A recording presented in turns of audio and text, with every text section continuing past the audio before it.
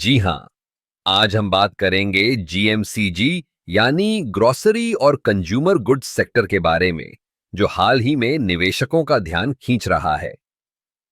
GST सुधारों के आने वाले बदलावों के साथ यह सेक्टर एक नई दिशा में बढ़ सकता है।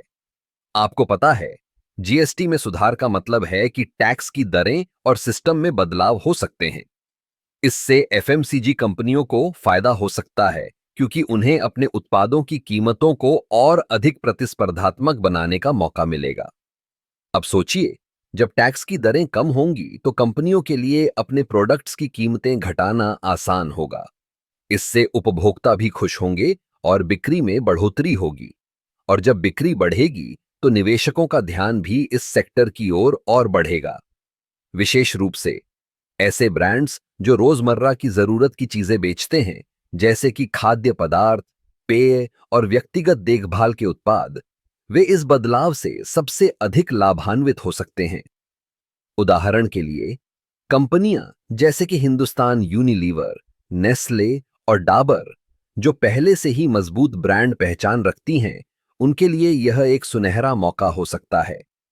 इसके अलावा छोटे और मध्यम व्यवसाय भी इस बदलाव का फायदा उठा सकते हैं।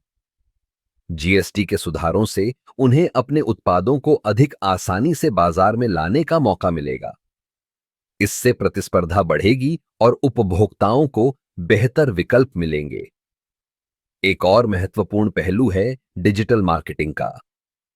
जीएसटी सुधारों के साथ कंपनियों को अपने उत्पादों को ऑनलाइन बेचने में भी आसानी होगी। इससे ई कॉमर्स प्लेटफॉर्म्स पर उनकी उपस्थिति बढ़ेगी और वे सीधे उपभोक्ताओं से जुड़ सकेंगे।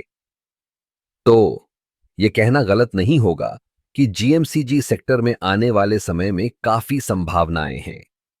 निवेशकों को चाहिए कि वे इस क्षेत्र पर ध्यान दें और संभावित लाभ के लिए तैयार रहें। आखिरकार, जीएसटी सुधारों का असर केवल टैक्स दरों पर नहीं, बल्कि पूरे बाजार की संरचना पर पड़ेगा। और जो कंपनियां इस बदलाव को समझेंगी और अपने रणनीतियों में बदलाव करेंगी, वे निश्चित रूप से आगे बढ़ेंगी। इसलिए अगर आप निवेश के बारे में सोच रहे हैं, तो जीएमसीजी सेक्टर पर नजर रखना न भूलें। यह एक ऐसा क्षेत्र है जो आने वाले समय में आपको अच्छे रिटर्न दे सकता है।